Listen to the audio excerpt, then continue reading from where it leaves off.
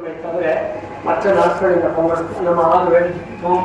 ஆனால் இந்த முறை நமக்கு ஒரு 4 வேலை மட்டும் தான் கிடைத்தது. 2 வேலை நமக்கு ஒதுக்கப்பட்டதற்காக என்றைக்கும் நாம் தெய்வ சமூகத்தில் இருக்கிறோம்.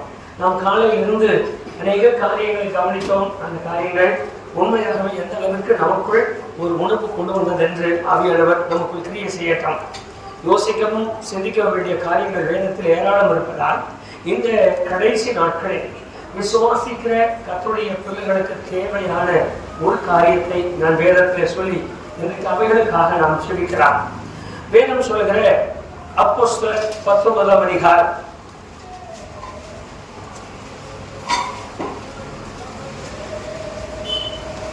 அப்போஸ்தலர் 19ஆவது அதிகாரம் 2வது வசனத்தை ஒருவர் வாசிக்கலாம்.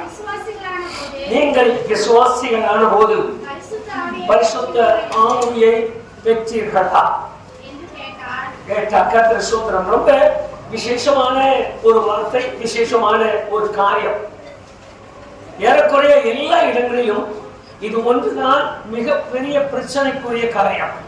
உங்களை கொஞ்சம் யோசிக்க தொடங்கினால் இந்த வேதவசனம் நமக்கு வெளிப்படும். எல்லா சபைகளில் நம்முடைய தேசம், இந்தியாவில், அமெரிக்கா, ஜப்பான், ஆஸ்திரேலியா, நீங்கள் உலகத்திற்குள்ள எந்த இடத்துக்கு போனாலும் இது ஒன்றுதான் மிகப்பெரிய பிரச்சனைக்குரியது. சபையை அபிஷேகம் தேவையா? இது ஒரு கேள்வி. 2வது, பரிசுத்த ஆவியானவர் வரும் பொழுது இப்படித்தான் செய்வாரா? 2வது கேள்வி. 3வது கேள்வி, பரிசுத்த ஆவியின் அபிஷேகம் பெற்றால்தான் பரலோகம் போவோமா? இது 3வது கேள்வி. இந்த கேள்வியில் அவங்க கேட்கிற கேள்வி, இதற்கு முன்னே இது தெரியாத பரிசுத்தவான்கள் என்ன செய்வார்கள்? நாமதான் இன்னைக்கு சபை உண்டான பின்னால அபிஷேகத்தை சொல்றீங்க. சபை உருவாகாமல் தெரியாத காலத்தில் இருந்த விசுவாசிகள் எப்படி அவர்கள் பரலோக ராஜ்யத்துக்கு போவார்கள்? அவர்கள் எப்படி அதை நடந்திருப்பார்கள்? நான் ஒரு காரியத்தை உங்களுக்கு 2 நம்ம சிந்தனைக்காக நான் சொல்லுகிறேன். வழக்கமாகவே நம்முடைய சூழ்நிலைகளை சிந்திக்கும் போது படிச்சவங்கன்னு தனியா ஒதுக்குறோம், படிக்காதவர்கள் என்று தனியாய் பிரிக்கிறோம். கொஞ்சம் அப்படி சிந்தனைக்கு கொண்டு வந்துங்க. படிக்காதவர்கள் அவரவர் வேலையை செய்யும் போது வார்த்தையை சொல்றோம். அவர் அவ்வளவு படிக்காதவர், அவருக்கு என்ன தெரியும்? ஒரு வார்த்தையை நம்ம சொல்லிடுறோம். ஆனா அதே சமயத்துல அடுத்த ஒரு வார்த்தையை பார்க்கும்போது, எப்பா நீ படிச்ச பையன், நீ நாடம் தெரிஞ்சவன், நீ நடப்பு தெரிஞ்சவன், உனக்கு அது தெரியும் இது தெரியும், இது கூட உனக்கு தெரியாதா? அப்படி ஒரு கேள்வியை கேட்கிறாங்க. அப்ப படித்தவருக்கும் படிக்காதவர்களுக்கும் உள்ள வித்தியாசம் இன்றைக்கே உருவாகி இருக்கிறது, நம்முடைய நடுவில் உருவாகி இருக்கிறது. கர்த்தருக்கு மகிமையுண்டாகட்டும். இப்ப உருவான இந்த சமயத்தில் ஆண்டவர் பிரசங்கிக்கிற நேரத்தில் ஜனங்களை பார்த்து சொன்னார், நான் உங்களுக்கு பிரசங்கியாக இருந்தால் உங்களுக்கு பாவம் இல்லை. நீங்க பிரசங்கத்தை கேட்டதுனால உங்களுக்கு அதிக பாவம் உண்டு. நீங்க அப்படி ஒவ்வொரு காரியமா வேத புத்தகத்துல சின்ன சின்ன காரியங்களை எல்லாம் சிந்தனைக்கு கொண்டு வர, சிந்தனைக்கு கொண்டு வந்தால் வேதத்தில் உள்ள ஆழமான காரியங்கள் புரியும்.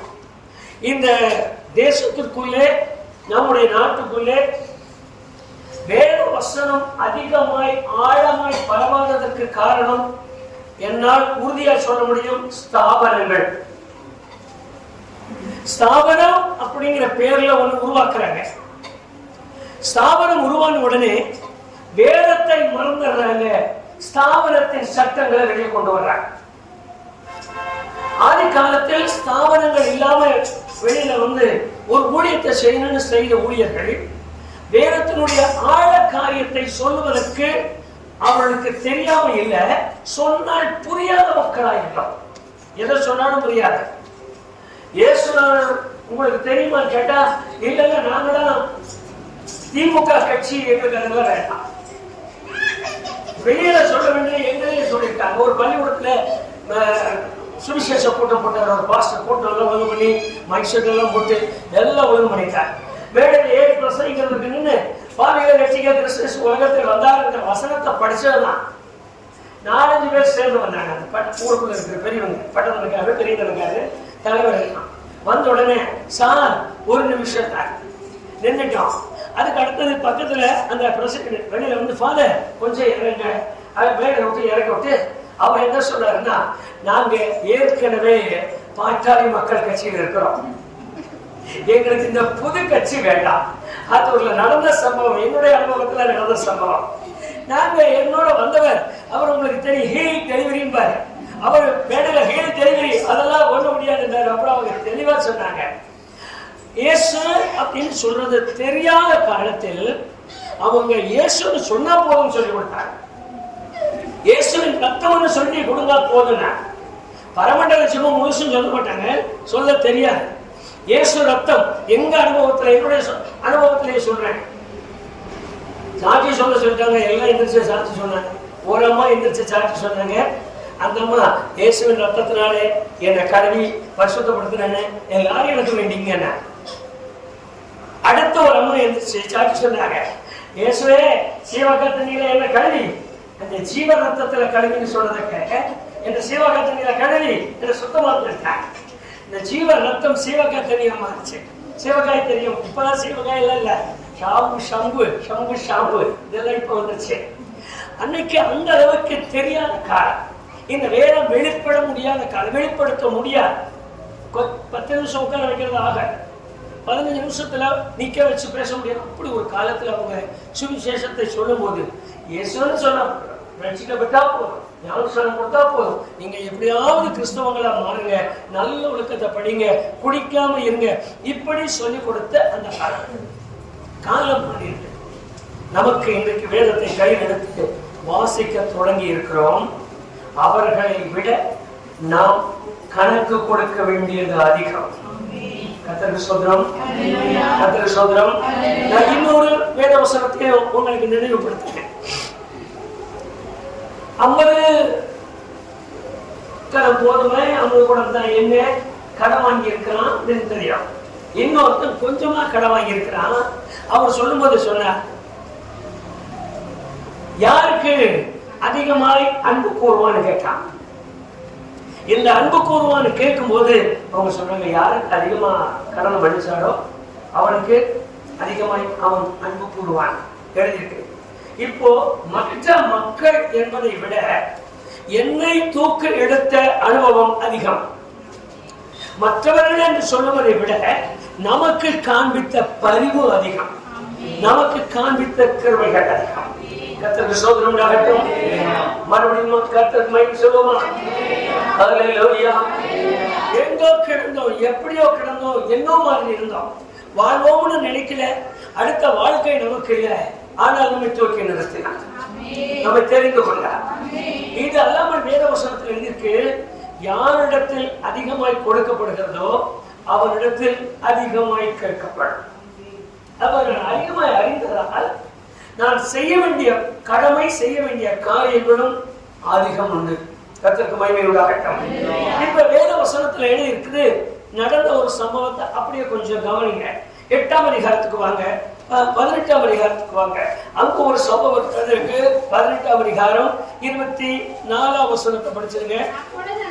அங்க ஒரு மனுஷன் இருக்கா, அப்போலோ அப்படின்னு சொல்ல ஒரு அருமையான மனுஷன் இருக்கா. அங்க வாசிங்க.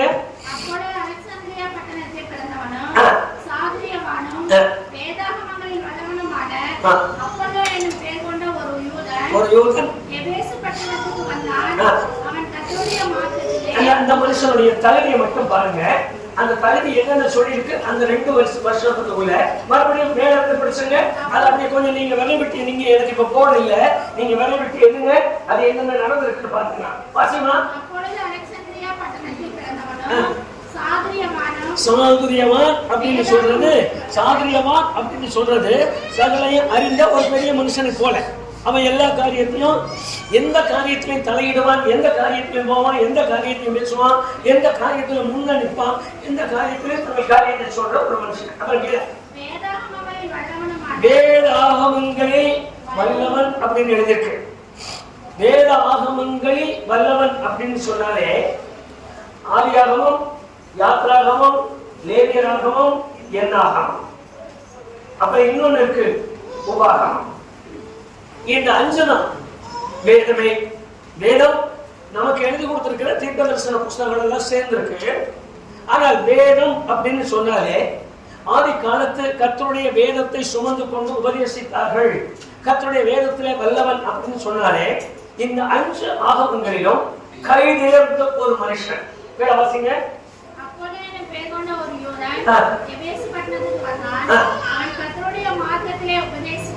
கர்த்தருடைய மார்க்கத்திலே உபதேசிக்கப்பட்டதற்கு அப்படியே கொஞ்சம் மனசுல வைங்க.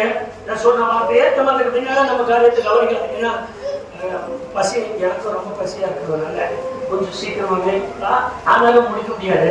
எப்படினாலும் கொஞ்சம் நேரம் ஆச்சோம், கொஞ்சம் பேசிக்கலாம். இன்னைக்கு விட்டா மறுபடியும் உங்களை அடுத்த பொங்கலுக்கு தான் பார்ப்போம். அடுத்த பொங்கல் நமக்கு நிலையில்லாத பொங்கலா இருக்கிறதுனால மறுபடியும் ஆரம்பிச்சுக்கலாம்.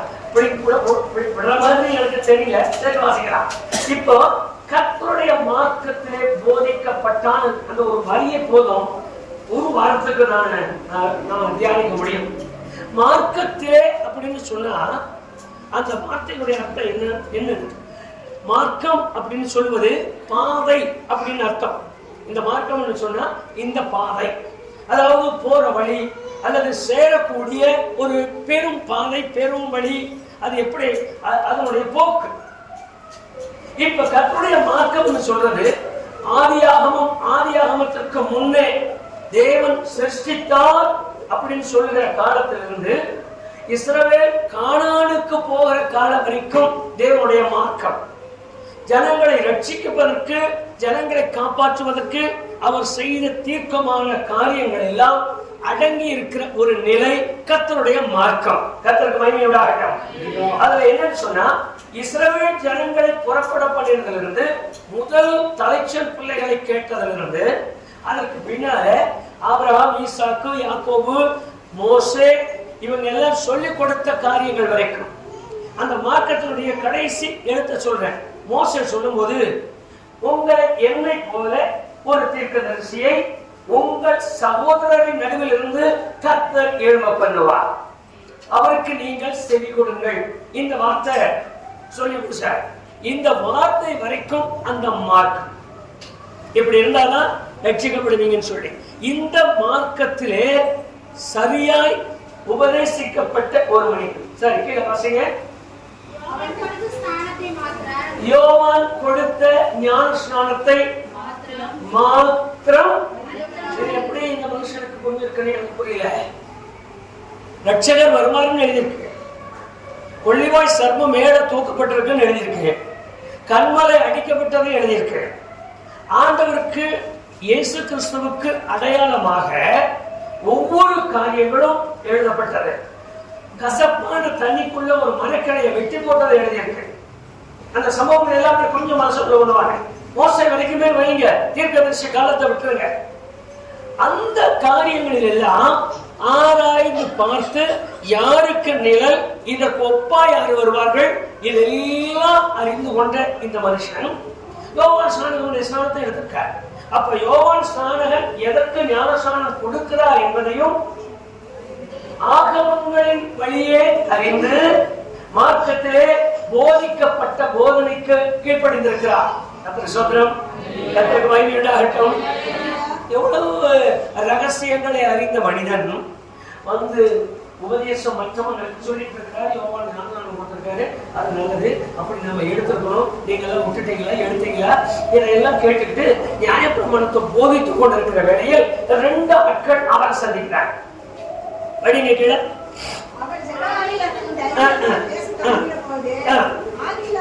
ஆக்கில்லா பிரிஸ்கில்லா என்கிற 2 பேர் அவன் பேசுகிறதை கேட்டு அவனை சேர்த்துக் கொண்டு தேவனுடைய மார்க்கத்தை அதிக குற்றமாய் அவனுக்கு விவரித்து காண்பித்தார்கள். சரி, இப்ப நல்லா நீங்க படிச்சீங்கன்னா நல்லா தெரியும். அந்த வேத வசனத்தை படிங்க. அப்ப உங்களுக்கு Acts, book of Acts 18th chapter, அது புக் ஆஃப் ஆக்ட்ஸ், அப்போஸ்தலர் வந்து ஆக்ட்ஸ் எழுதி படிச்சீங்க. சரி, இப்ப நீங்க வந்தீங்க. இப்ப எழுதியிருக்கிற அந்த வார்த்தை ஏற்கனவே தேவனுடைய மார்க்கத்தை அறிந்திருந்த ஒருவனுக்கு இப்ப இவங்க என்ன செய்யறாங்க? என்னது வேலைகளை நீங்க படிச்சீங்க, அப்பதான் உங்களுக்கு புரியும். தேவனுடைய மார்க்கத்தை அதுக்கு மேல எப்படி இவங்க இருந்தாலும், இவர் இருந்தவர் கர்த்தருடைய மார்க்கத்திலே உபதேசிக்கப்பட்டவனாக இருந்தான். இப்ப என்ன செய்யறாங்க? கர்த்தருடைய இப்ப தேவனுடைய மார்க்கத்தை அப்ப இப்ப இதுவரைக்கும் போதிச்சது என்ன, இப்ப போதிக்கிறது என்ன? ஒரு கேள்வி கேளுங்க நீங்களே. இதுவரைக்கும் என்னத்தை படிச்சாரு?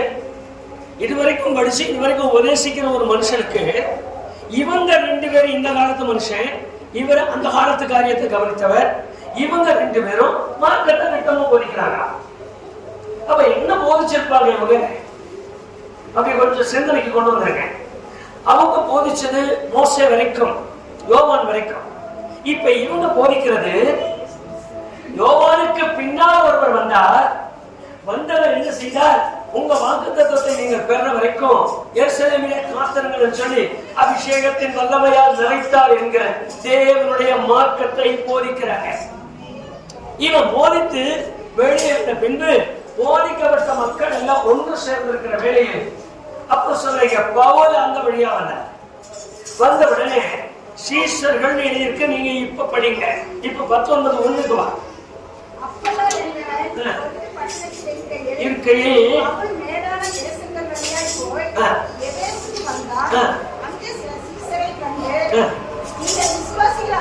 அங்கே யார பார்த்திருக்காங்க? யார பார்த்தாங்கம்மா? நல்ல சத்தமா சொல்லுங்க. யார பார்த்தாங்க? சீஷர்னா எப்படிமா சீஷர்? சீஷனுக்கு ஒரு அடையாளம் இருக்கணும் இல்லைங்களா? எப்படி சீஷன் ஆக முடியும்? ஒண்ணு ஞானசானம் எடுத்துக்கணும். 2வது நீங்க வேற புத்தகத்துல படிங்க. நான் இப்ப காட்டுல நான் சொல்லிட்டு போயிடுறேன், நீங்க அவரை படிச்சுங்க. ஒரு சீஷனுக்கு என்ன தகுதின்னு சொன்னா, ஆண்டவராக இயேசு கிறிஸ்து வந்ததிலிருந்து அவர் பரமேறி போற வரைக்கும் கூட இருந்து பார்த்தவனத்தான் சீஷனாக, அவனுக்கு தான் சீஷன் பேர். 2வது ஆண்டவர் என்ன சொன்னார்? எழுந்த உயிரோட எந்திரிச்சு உடனே நீங்கள் உலகம் போய் சர்வசிரேஷ்ட சுவிசேஷ பிரசங்கித்து பிதாகுமார் பரிசுத்தாவினாலே அவர்களுக்கு ஞானஸ்நானம் கொடுத்து நான் கட்டளையிட்ட யாவையும் கை கொண்டு நடக்கும்படி உபதேசம் பண்ணுங்கள் அப்படின்னு. அதுக்கு பின்னால என்ன சொன்னார்? விசுவாசம் உள்ளவனாகி ஞானஸ்நானம் பெற்றவன் ரட்சிக்கப்படுவான. இதற்கு பின்னால அது அப்படியே இருக்க இவங்க எல்லாம் சேர்ந்து ஒரு இடத்துல உட்கார்ந்து பிரசங்கிக்க தொடங்கி அபிஷேகம் பெற்ற பின்னால 3000 பேர் ரட்சிக்கப்பட்டாங்க. இந்த 3000 பேர் ரட்சிக்கப்பட்ட உடனே அவர்கள் சபையால் சேர்த்துக் கொண்டார்கள். இப்ப இந்த சபையில் சேர்த்துக் கொள்ளுகிற ஒரு சீசனுடைய முழு தகுதியே பரிசுத்த ஆவியானவரின் அபிஷேகம் பெற்ற ஒரு மனிதன். இப்ப நீங்க கவனிங்க, வேதவசனத்துல இருக்கு சீசனா மாறி இருக்காங்க. அவங்கள பார்த்து இவரு ஒரு கேள்வி கேட்கிறாரு, நீ ஞானஸ்நானம் பெற்றுக் கொண்ட போது பரிசுத்த ஆவியை பெற்றீர்களா? அதுக்கு அவங்க சொல்றாங்க, அப்பா போதகரையா, பரிசுத்த ஆவி இருக்கிறார் என்பதை எங்களுக்கு யாரும் சொல்லிக் கொடுக்கவே இல்லப்பா. அவர் கேட்டாரு, அப்படி சொல்லிக் கொடுக்காத எப்படியா ஞானஸ்நானம் எடுத்தீங்க? உங்களுக்கு யார் ஞானஸ்நானம் கொடுத்தது? அவங்க சொல்றாங்க, ஐயா ஞானஸ்நானம் எடுத்தது எப்படிங்கிறது எங்களை கேட்க வேண்டாங்க. ஒட்டகமாய் உடை தரித்து ஒருத்தர் யோர்தான் நதிக்குள்ள இறங்கி ஒரு பிரசங்கத்தை பண்ணிட்டு இருந்தாரு. எல்லாம் போய் ஞானஸ்நானம் எடுத்தாரு. நானும் போய் ஞானஸ்நானம் எடுத்துட்டேன். எங்க பாஸ்டர் சொன்னாரு, நீ ஞானஸ்நானம் எடுக்காத போல உங்களுக்கு கல்யாணம் கட்டி தர மாட்டேன்னு சொன்னாரு. அதனால நானும் போனேன், நானும் ஞானஸ்நானம் எடுத்துட்டேன். பாஸ்டர் ஒருத்தர் வந்து பிரசங்கம் பண்ணாரு, எல்லா அற்புதங்கள் நடந்தது. தொட்டா விழுந்தாங்க. இதை பார்த்தோம், எல்லாம் போய் அவர்கிட்ட ஞானஸ்நானம் எடுத்தாங்கய்யா. நானும் அவர்கிட்ட ஞானஸ்நானம் எடுத்துட்டேன். நாங்க இப்படித்தான் விசுவாசியம் மாறி இருக்கணுமே தவிர இன்னும் நாங்க முழுமையா மாறினவர் எங்களுக்கு தெரியல. ஆனா நாங்க சீசனா மாறிட்டோம், எங்களை சீசன் ஆக்கிட்டாங்க. உங்களுக்கு யார் யாருக்கு இந்த வார்த்தையெல்லாம் புரிஞ்சிருக்கு? ஒரு அனுமதி சொல்லுங்க.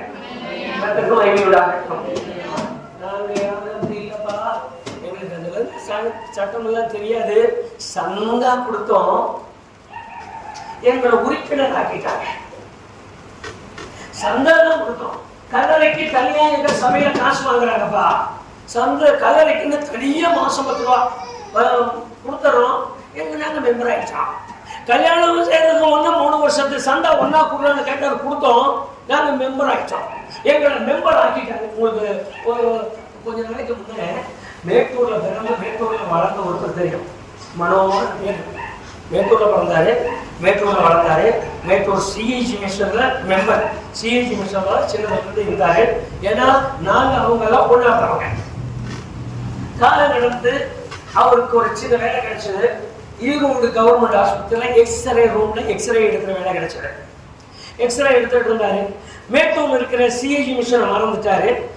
சேலம் ஈரோடு சிஎஸ்ஐல மெம்பர் ஆயிட்டார்.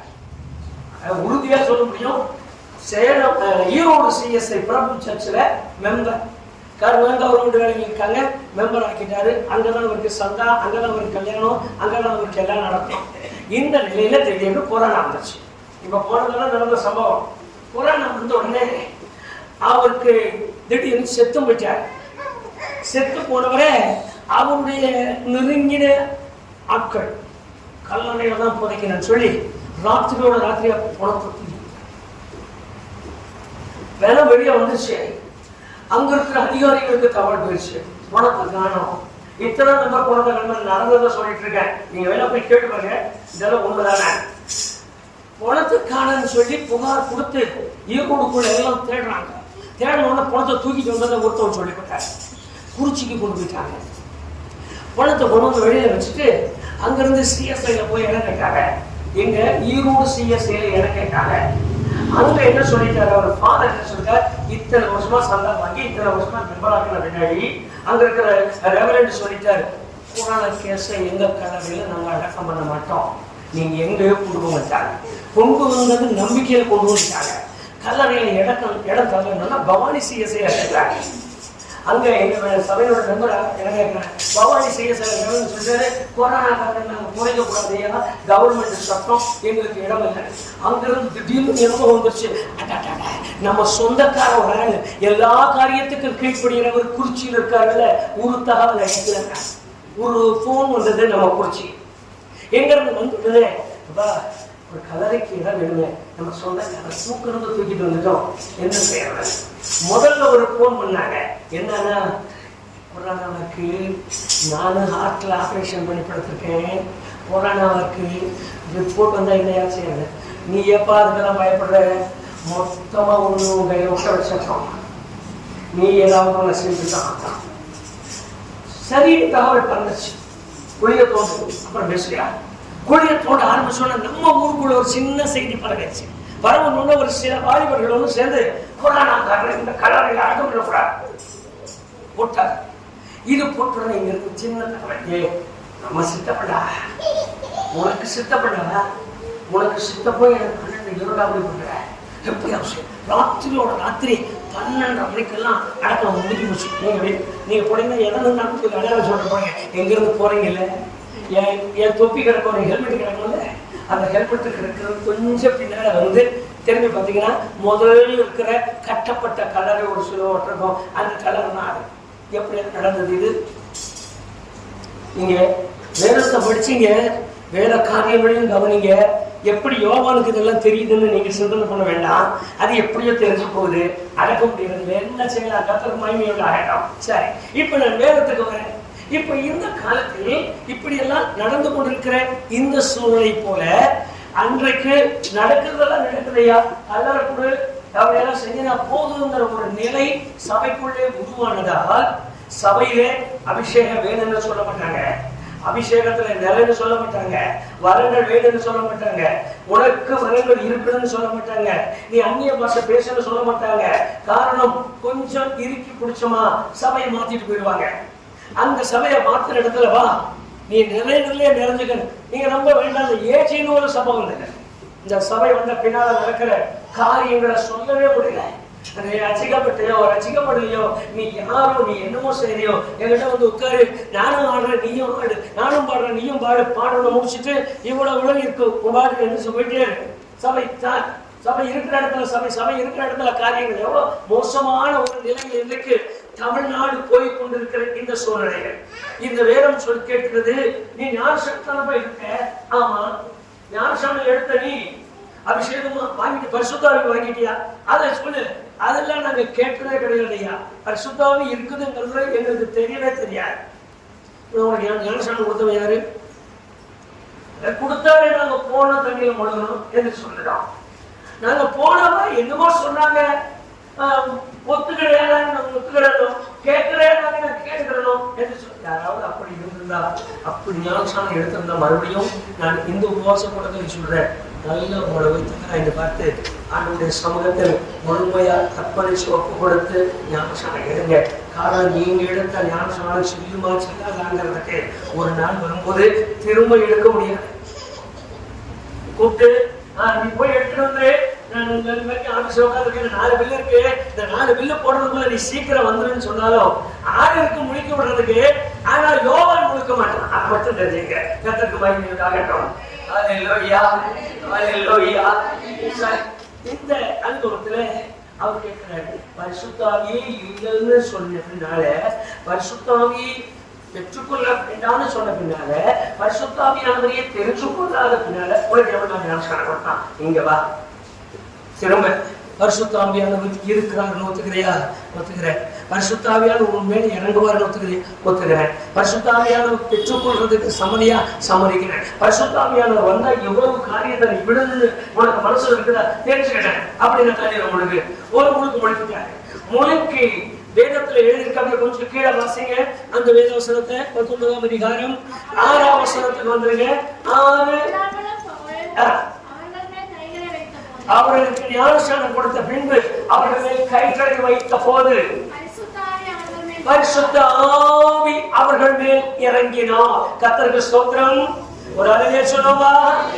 இன்னொரு முறை சொல்லுவோமா? இன்னொரு முறை சொல்லுவோமா?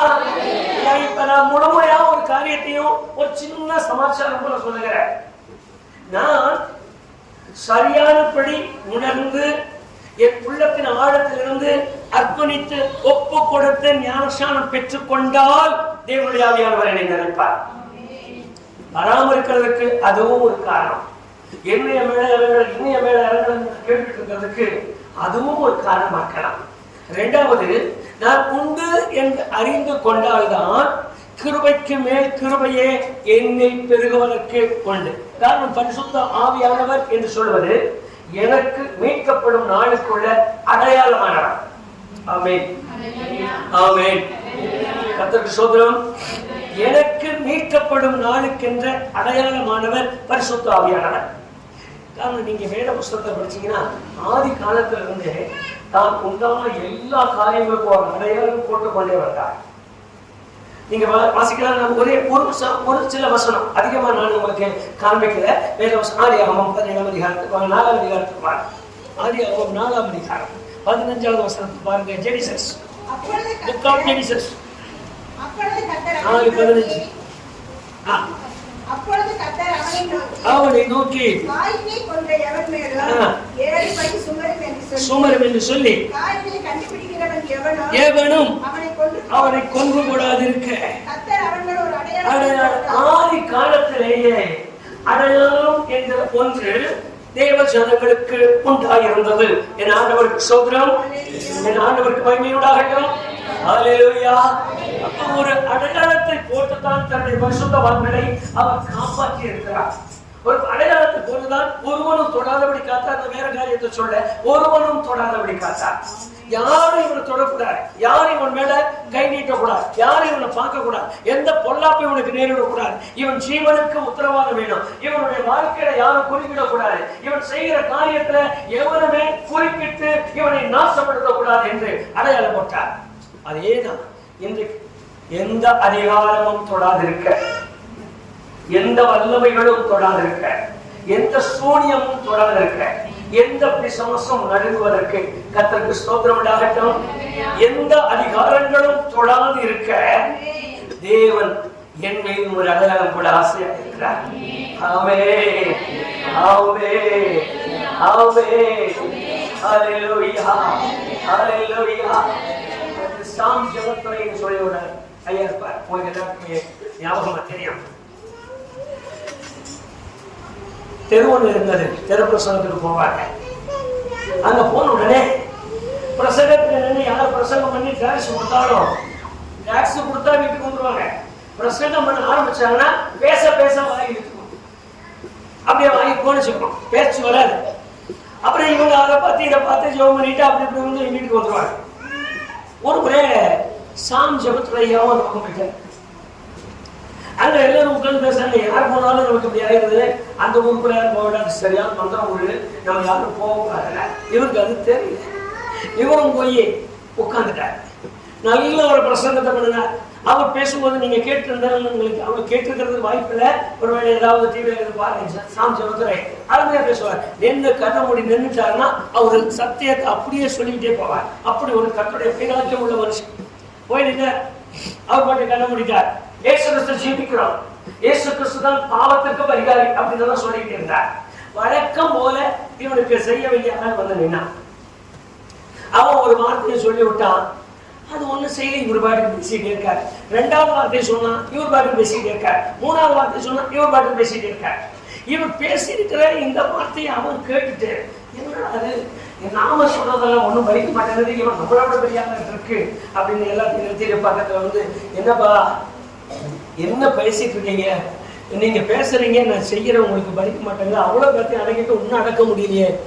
அவர் கேட்கும் போதுதான், அப்படியா என்ன செஞ்சேன்னு கேட்டாரா. உனக்கு கேட்கறதுக்கு தான் வந்தேன், ஆனா பந்து உள்ள விட்டா பந்து திரும்பி வர்ற மாதிரி நான் ஒண்ணு சொல்லிவிட்டு அது எப்படி திரும்பி வருதியா, நீ பிரசங்கம் பண்ணிட்டு இருக்க, உன் வாயை கட்டணும்னு நான் என்னென்ன சொல்றேன், அது எங்கிட்டே திரும்பி வருது, ஒண்ணுமே உனக்கு படிக்கலையே என்னன்னு கேட்கும் போது இவருக்கு தெரிஞ்சுதான், உண்மைதையா நான் இல்லை, என் மேல் தங்கி இருக்கிற ஆவியானவர் கர்த்தருக்கு மகிமை உண்டாகட்டும்.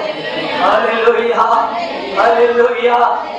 இன்னைக்கு வரைக்கும் எல்லாம் பாடிட்டு இருக்காங்க இந்த பழைய பாட்டு, அதை திறக்க முடியாது. துன்பத்தில் இன்பம் சொல்லையில் நல்ல ஒரே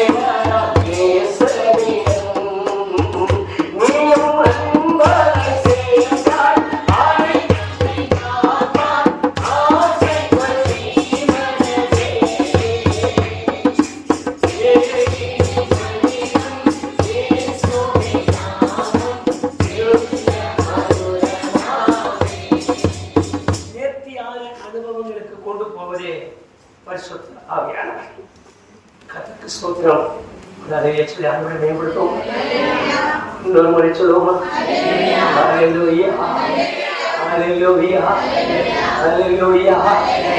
சத்துரு தொடாமல் இருக்க வேண்டுமானால் நான் அடையாளம் பண்ணப்பட்டவனாய் இருக்கிறேன்.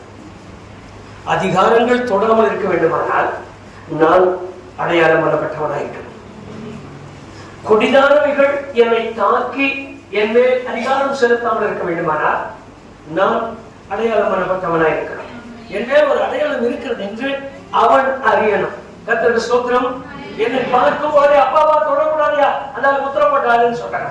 அவரை விட்டு இவரை பார்த்துக்க, இவரை விட்டு அவரை பார்த்துக்கன்னு சொல்ற அளவுக்கு ஒரு வல்லமையின் மகிமை காணப்படணும்.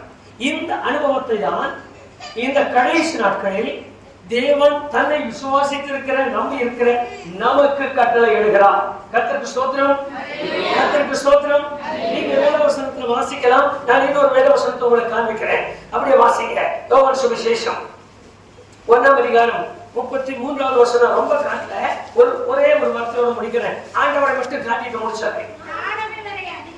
நான் அறியாத இவரு எங்க ஆளுதான் நினைச்சேன். யோவான் சொல்றேன், யோவான் நின்னுட்டு ஆண்டவர் நடந்து போறார், ஆண்டவர் சொல்றார், ஆண்டவரை குறித்து சாட்சி சொல்கிறார்.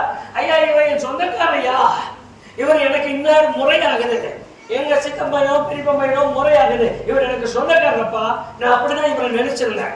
ஆனால் எனக்கு என்னை அனுப்பும் போது என்னை அனுப்பின தேவன் எனக்கு சொல்லிக் கொடுத்தார்.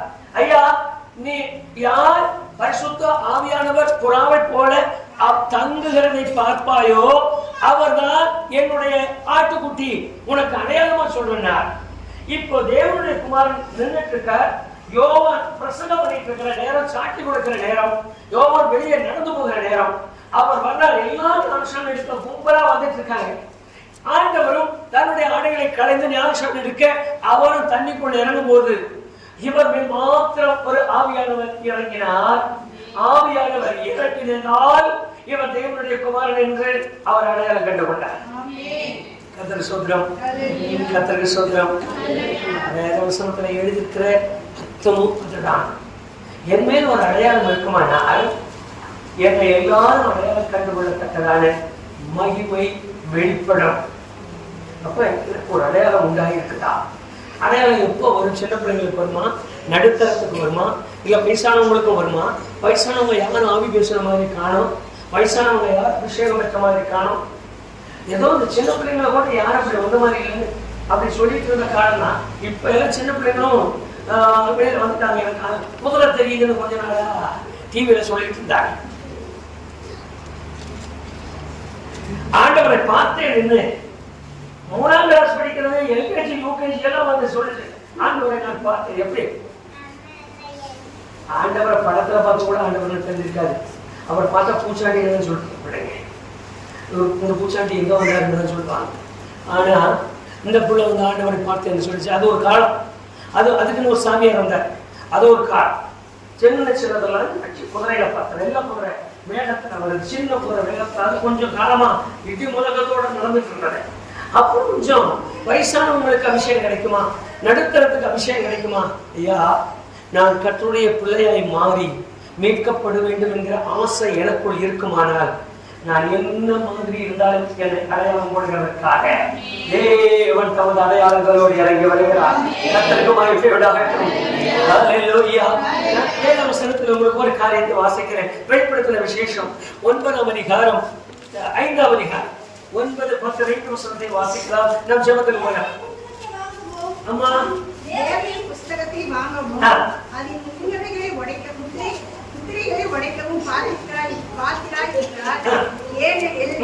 அடிக்கப்பட்டு சகல கோத்திரங்களிலும் வாசிக்காரரிலும் ஜனங்களிலும் ஜாதிகளிலும் எங்களை தேவனுக்கென்று உங்களுடைய ரத்தத்தினாலே மீட்டுக் கொண்டு எங்கள் தேவனுக்கு முன்பாக எங்களை ராஜாக்களும் ஆசாரியர்களும் ஆக்கினீர். நாங்கள் பூமியிலே அரசாங்கம் கர்த்தருக்கு மகிமை உண்டாகட்டும். எங்களை மீட்டெடுத்து கர்த்தருக்கு ஸ்தோத்திரம். எங்களை வாங்கிக் கொண்டேன். இப்போ ஒரு பொருளை வாங்குற பொருள் சரிங்க. இங்க இந்த அம்மாப்பேட்டையில ஒரு லேப் இருக்காரு, லேப் வச்சு ஒருத்தர் வச்சிருக்க டேடின்னு சொல்லி. நீங்க அவரிடம் போய் ஒன்றும் கேட்க வேண்டாம். அவர்கிட்ட போயிருங்க. அவர் போட்டிருக்கிற 2 செருப்பு மட்டும் பாருங்க. ரொம்ப ஒன்றும் பார்க்க வேண்டாம். அவர் போட்டிருக்கிற 2 செருப்பு மட்டும் பாருங்க. செருப்பை வாங்கின உடனே நேர கொண்டு போவாரு. கொண்டு போய் கத்தி எடுத்து முன்னால அறுத்து விடுவாரு. நீங்க அடையாளம் என்ன ஒரு நாளைக்கு பாருங்க. கத்தியில அந்த முன்னாடி செருப்புல ஒரு கீரை போட்டு ஒரு வெட்டுக்காய் பண்ணிருப்பேன். எந்த இடத்துக்கு போனாலும் செருப்பை மாறி தொட்ட உடனே இது ஏன் செருப்பு, இது உன் செருப்புன்னு சண்டை வர வேண்டியது இல்லை. ஏன்னா நல்லா சொன்னார். என் செருப்புல பாரு முன்னாடி கீழ் வச்சிருப்பேன். தொட்டவர் கழட்டி விட்டார். போன வாரம் இல்லை இங்க வந்துருக்காங்க. ஒரு கும்பல் வந்து எல்லாம் உட்காந்து பேசிட்டு இருந்தோம். பேசிட்டு இருந்ததுல திருச்செங்கோட்டில இருந்து ஒருத்தர் வந்து அவர் செருப்பு மாற்றி தொட்டார். செருப்பை தொட்டார். இவர் பார்த்தார். அப்படிதான் பார்த்துட்டு இவர் ஒரு செருப்பத்தோட இது ஏன் செருப்பு இல்லைங்க உங்க செருப்பு அவர் இல்லை என் செருப்பு புதுசா இருக்குது இல்ல அந்த பால் முன்னால கீறி வச்சிருக்கேன். பேசாம கழட்டி விட்டார். அடையாளம் ஏன்னு சொன்னா என்னுடையவன், என்னாலே மீட்கப்பட்டவன். அது இன்னும் சுருக்கமா என்னுடையவன் சொன்னா கூட அடையாளம் இருக்காது. ரத்தத்தை கொடுத்து வாங்கினதுனால அவர் வாங்கி கொண்டதற்கு அடையாளமாக எனக்கு அடையாளம் போடுகிறார். என்னாலே வாங்கப்பட்டவர், எனக்கு உரியவர், என் ரத்தத்தினாலே மீட்கப்பட்டவர், இவர் மேல் நான் ஒரு அடையாளம் வைக்கிறேன். இந்த அடையாளம் விசுவாசி என்கிற பேர் அல்ல. இந்த அடையாளம் அவர் என் மேல் தங்கி இருக்கிறதுனாலே. நீங்க வாசிங்க யோவான் சுவிசேஷம் 1ஆம் அதிகாரம், மார்க்கு சுவிசேஷம் 9ஆம் அதிகாரம் 41 வாசிக்கலாம்.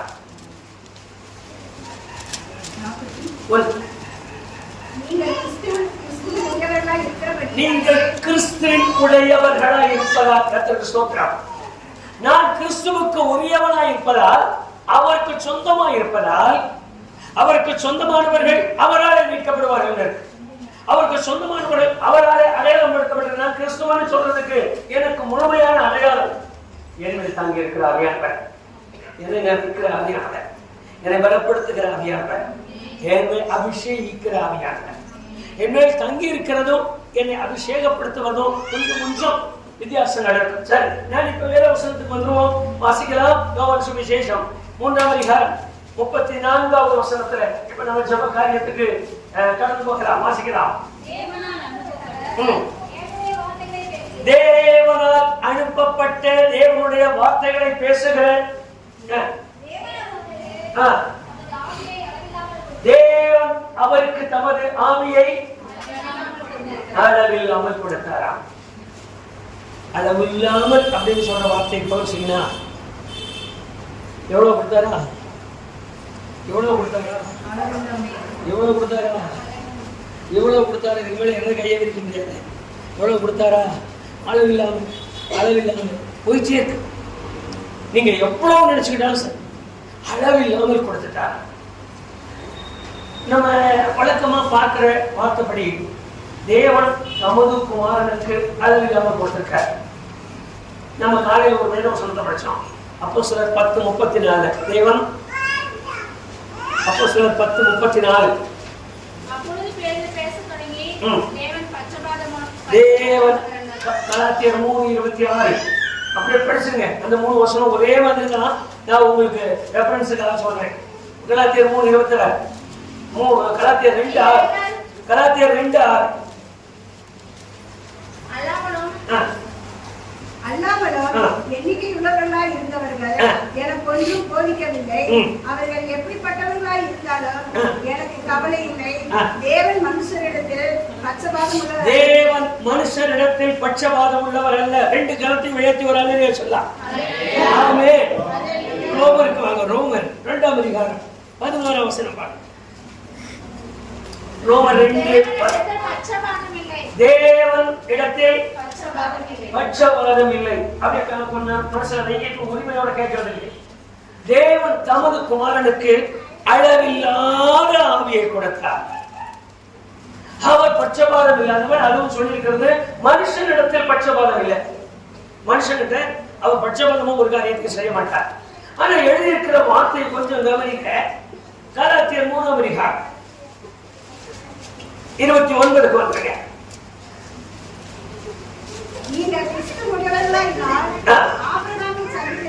ஆபிரகாமின் சந்ததியாரும் வாக்குத்தத்தத்தின்படி சுதந்திரர் எழுதியிருக்கு. நீங்க அப்படியே கொஞ்சம் வாசிங்க. ரோமரின் புஸ்தகம் 8ஆம் அதிகாரம் 16ஆம் வசனத்துக்கு வந்துருங்க.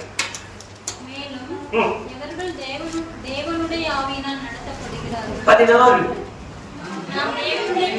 நாம் தேவனுடைய பிள்ளைகளானால் ஆவியானவர் தாமே நம்முடைய ஆவியுடனே கூட சாட்சி கொடுக்கிறார். கலாத்தியர் 4ஆம் அதிகாரம் 24ஆம் வசனம்.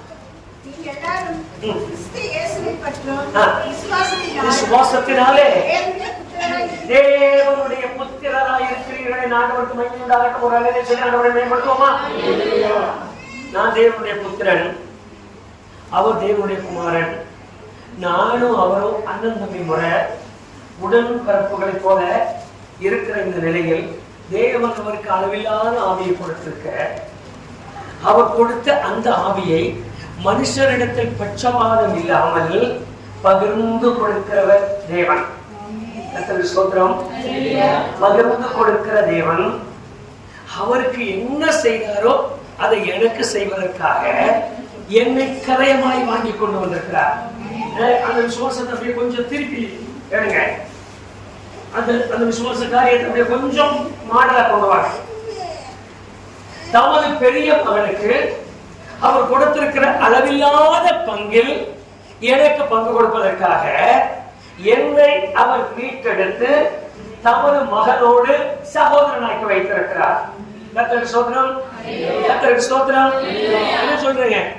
என்னை எங்கோ கிடந்த என்னை கழுவி எடுத்து கரையமாக்கி தனக்கு சொந்த மகனாக்கி என்னை கொண்டு போய் உனக்கு நான் கொடுத்தவர்கள் எல்லாம் இவருக்கு பங்கு கொடு என்று என் சகோதரனோடு சேர்த்து வைத்திருக்கிறார். இப்ப அவருக்கு உள்ளதெல்லாம் எனக்குள்ள. அவருக்கு என்னென்ன இருக்கோ அவ்வளவு எனக்குள்ளது. நான் உரிமையோடு கேட்க வேண்டிய ஆவியானவர், நான் உரிமையோடு கேட்க வேண்டிய அபிஷேகம், நான் உரிமையோடு கேட்க வேண்டிய பரிசுத்த ஆவியானவர், நான் உரிமையோடு கேட்க வேண்டிய அந்நிய பாஷை, நான் உரிமையோடு கேட்க வேண்டிய தேவனோடு ரகசியங்களை பேசுகிற அனுபவம், நான் உரிமையோடு கேட்க வேண்டிய வரம், நான் உரிமையோடு கேட்டு பெற்றுக்கொள்ள வேண்டிய திறமை. நாம் ஒரே ஒரு வசனத்தோடு நாம் அந்த உரிமையை பாராட்டலாம். அப்போஸ்தலர் கலாத்தியர் 3:29. கலாத்தியர் 3:29. ஒரு வசனத்தோடு அப்படியே நிறுத்திக்கலாம். நம்ம ஜெபத்துக்கு போல. கர்த்தருக்கு ஸ்தோத்திரம். நீங்கள் கிறிஸ்துவினுடையவர்கள் ஆனால் ஆபிரகாமின் சந்ததியாய் வாக்கு தத்தத்தின்படி சுதந்திரர் எழுதியிருக்க. கர்த்தருக்கு ஸ்தோத்திரம். எல்லாரும் சொல்லாமா? இன்னொரு முறை சொல்லுமா? நான் என்ன மாதிரி நிலையில் இருக்கிறேன்? அவரோடு கூட சுதந்திரிக்க தேவன் என்னை ரட்சித்தார். தேவன் என்னை அழைத்தார். தேவன் என்னை கொண்டு வந்து நிறுத்தினார். இப்போ ஒரு உரிமை நமக்கு இருக்கு. இந்த உரிமையை எனக்கு உபவாசத்தோட கேட்க போனோம். ஆண்டவரே, பெரிய மகனுக்கு இத்தனை அபிஷேகத்தை கொடுத்துருக்கீங்க. பெரிய மகனை எவ்வளவு கிருபைகளை கொண்டு போயிட்டீங்க. பெரிய மகனை எவ்வளவு நேர்த்தியா ஆவி கொடுத்து, அபிஷேகம் கொடுத்து, வரங்கள் கொடுத்து, கிரியை கொடுத்து, அவருக்கு உயிர்த்தெழுதலின் வல்லமையை கொடுத்து, அவருக்கு உயிரோடு எடுத்து கொண்டு போனீங்க. அதே போல நானும் உங்களுடைய குமாரன், நானும் உங்களுடைய குமாரத்தி. இப்ப நீங்க என்ன கொடுக்குறீங்களோ, என்ன செய்றீங்களோ அதெல்லாம் அப்புறம் பேசிக்கலாம். எனக்கு வீடு கொடுக்குறது, காடு கொடுக்குறது, என்ன ஆசீர்வாதம் பண்றது, எனக்கு வேலை கொடுக்கறது எல்லாம் அடுத்த வருஷத்துல நம்ம பார்த்துக்கலாம். அடுத்த 2வது சனிக்கிழமை நாங்க பார்த்துக்கிறோம். இப்ப நான் கேட்கறதெல்லாம் உங்க அந்த தம்பிக்கு என்ன கொடுத்தீங்களோ அதை எனக்கு இப்ப கொஞ்சம் கொடுங்க. எனக்கு வேணும். அவருக்கு என்ன அபிஷேகம் பண்ணீங்களோ அது எனக்கு வேணும். அவரை எப்படி நடத்துறீங்களோ அது எனக்கு வேணும். அவரோட எப்படி பேசுறீங்களோ அது எனக்கு வேணும். இந்த அபிஷேகத்தை எனக்கு கொடுங்க. மித்த பந்து பாடு, இந்த பாடு கஷ்டத்தையெல்லாம் நான் அவர்கிட்ட விட்டார். அப்புறமே பார்த்துக்கிறோம். அபிஷேகத்தை முதல்ல எனக்கு கட்டளையிட்டு. கர்த்தருக்கு ஸ்தோத்திரம். எனக்கு உபவாசத்தோடு நம்ம கேட்க போறோம். என்னை அபிஷேகம் பண்ணி தான் ஆகணும். என்னை நீங்க அந்நிய பாஷையில இருந்து 2வது நான் பெற்றுக்கொண்ட அபிஷேகம் ஒருவேளை எனக்கு முந்தைய கொடுத்திருந்தீங்கன்னா அந்த அபிஷேகத்தை மட்டும் புதுப்பிக்க கூடாது. இந்த அபிஷேகத்தோடு எனக்கு பலங்களும் வேணும். அவரை மாதிரி நான் இருக்கிறேன். இயேசுவை மாதிரி நான் இருக்கிறேன். அவரை போல என்னுடைய பார்வை, என்னுடைய பேச்சு, என்னுடைய நடைமுறை அப்படி மாறணும். இன்னைக்கு எனக்கு கிருபை செய்யப்படுங்க. அந்த உறுதியோட கூட எல்லாரும் கண்களை மூடி ஜெபிக்கலாம். திரும்பலாம்.